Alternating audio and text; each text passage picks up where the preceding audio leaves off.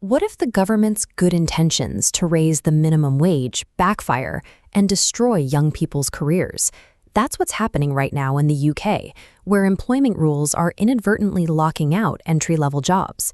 In this video, we'll see how the Netherlands used a controversial, radical strategy, paying young workers a different wage, saving a generation from poverty. Right now, the United Kingdom is approaching a stark milestone. Nearly 1 million people aged 16 to 24 are entirely detached from the labor market. They are classified as NEET, not in education, employment, or training. That is 1 in 8 young people whose transition into adulthood has completely stalled. This bar chart reveals the source of the pressure. Over recent years, minimum wages for young workers in the UK have risen sharply. The rate for anyone under 18 has spiked by 84%, while the rate for workers 25 and older increased by 55%. This compression creates a strict mathematical problem for businesses.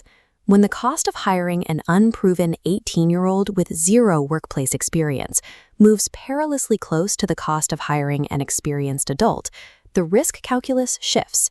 Employers naturally protect their margins by choosing the older, proven worker. Traditional entry-level sectors, like retail and hospitality, operate on razor-thin margins. To absorb these higher wage floors, they adapt. They give more hours to existing staff or demand higher qualifications for basic roles. The result is an environment that begins to freeze out inexperienced applicants entirely. With the primary entry routes blocked, the young workers who do manage to find employment are increasingly pushed towards severely insecure roles. More than 1 in 10 are now on zero-hour contracts or navigating gig work that offers temporary income but no training, progression, or durable connection to an employer. Uniformly raising the entry-level wage floor without offering institutional support to offset the employer's risk structurally blocks the inexperienced from participating in the economy. What begins as a temporary struggle to find a first job calcifies into chronic, long-term labor detachment. It is tempting to look at 1 million unemployed young people and assume this is a supply-side problem, that they simply lack the education or basic skills required for modern work. The data tells a different story. This stacked area chart breaks down the NEET population by their highest qualifications. Nearly 30% of these detached young people are getting good GCSEs or their equivalent. Furthermore, over 21% hold a level 3 qualification. Most striking of all, a full 15% of the NEET cohort hold university degrees. They have successfully navigated the highest levels of the education system, yet the labor market is completely failing to absorb them. The UK system suffers from a severe structural mismatch. Public policy heavily optimizes for academic metrics, pushing students to acquire qualifications and university placements, while treating practical, industry-aligned employability as an afterthought. Employers rarely report poor literacy or numeracy as a barrier to hiring young people. Instead, they cite lower confidence, an absence of work readiness, and a lack of exposure to basic workplace environments. The education system produces credentials. The labor market demands experience. The UK records some of the lowest levels of work experience participation internationally. Students are theoretically educated but practically uncalibrated, moving along an academic conveyor belt that eventually stops, dumping them off a post-16 cliff edge without a bridge to actual employment. When graduate hiring falls and the labor market tightens, these highly qualified but inexperienced individuals are forced to compete for mid-level roles that previously went to non-graduates. This downward cascade compresses opportunity at every rung of the ladder. Schools and colleges in the UK know exactly who is at risk of falling behind, but their funding and accountability architectures are measured almost entirely on enrollment headcounts and exam attainment. There is no institutional penalty if a student leaves school and immediately becomes permanently unemployed. Simultaneously, the amount of money employers spend on training their own workers has plummeted. Since 2005, employer investment per employee has fallen by 36%. The education system retreats from practical training, and employers retreat from on-the-job investment. The result is a system that produces degrees without market alignment, leaving young adults structurally orphaned at the exact moment they need a foothold. To see what a functioning transition looks like, we have to cross the North Sea. The Netherlands maintains a youth detachment rate that has hovered steadily under 5% for a decade. This line graph compares the historical trajectory of youth NEET rates between the Netherlands and the UK from 2001 to 2022. This proves the crisis is not an unavoidable global trend, it is a localized policy result. Notice how the UK's orange trendline begins to detach and worsen significantly post-2015. Meanwhile, the Dutch trendline in blue remains aggressively flat, tightly controlled along the bottom of the chart. The Netherlands achieves this through a very specific macroeconomic mechanism, a strictly staggered youth minimum wage. This step chart outlines the Dutch approach. Rather than applying a near-universal floor, the wage scales strictly by age.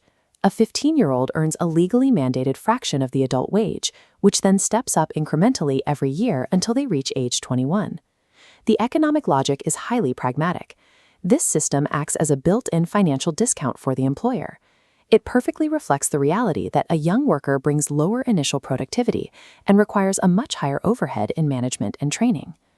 Dutch researchers from the CPB analyzed a recent 2017 reform that increased these youth wages.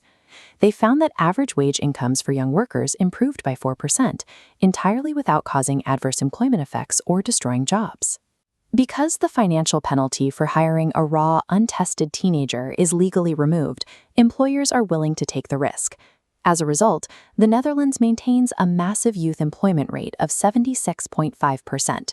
The UK sits at just 52.9%. By staggering the wage floor by age, the Dutch government economically incentivizes businesses to absorb the cost of training the next generation, rather than pricing them out of the building. While wage adjustments address the cost of hiring, the Dutch model relies equally on the internal structure of the classroom, treating vocational education as a true academic equal. In the Netherlands, the education system splits early. Students are directed into robust, parallel academic and vocational tracks. Because the infrastructure is heavily resourced and leads to high-paying technical jobs, the vocational route carries zero social stigma. This system is regulated by an institution called the Foundation for Cooperation on Vocational Education, Training, and Labor Market. This foundation legally binds industry and schools together. It gives employers direct influence over curriculum content, ensuring that what students learn on Tuesday is exactly what the factory floor needs on Wednesday. Because of this deep integration, Dutch students secure active industry apprenticeships long before graduation. By the time they receive their diploma, they have entirely bypassed the lack of experience trap that sidelines so many UK graduates. To accelerate this process, the Dutch state uses aggressive demand-side employment incentives. This summary table details interventions like the labor cost advantage and the premium subsidy for young workers. These policies offer targeted tax benefits of up to €6,000, or direct premium discounts, to enterprises that hire young or vulnerable individuals facing difficulties in the labor market. This aggressively de-risks the hiring process. The state does not just tell employers to hire young people, it actively shares the financial burden of doing so. By formally merging the vocational education track with subsidized regulated industry contracts, the Dutch state guarantees the physical transition from the classroom directly into the labor market. When you place these two models side by side, the mechanics of youth unemployment become painfully clear. It is a matter of institutional architecture. In the UK, a persistent myth clouds the debate: the caricature that 1 million young people are simply lazy, scrolling on phones, and using mental health as a convenient excuse to avoid hard work. The official survey data dismantles this entirely. This pie chart shows the reality. 84% of NEET young people explicitly state they want to find a job, education, or training. The desire to work is there. The pathways are not. The UK crisis is not a failure of individual attitude. It is a severe, systemic institutional failure. The state sees the risk factors accumulating in children at age 5, age 11, and age 16, and lacks the architecture to interrupt the fall. Restricting entry-level economics through high, uniform minimum wages without offering accompanying subsidies to employers mathematically ensures that those without experience will never gain it. Pair that labor constraint with a rigid education system that prioritizes academic test scores over practical industry alignment, and you create a massive fault line right at the foundation of the economy. Welfare reform alone is insufficient. Without a total system reset of labor market entry points, the emergence of a lost generation is a mathematical certainty. A functioning economy requires a participation system capable of actively bridging the gap from education to work.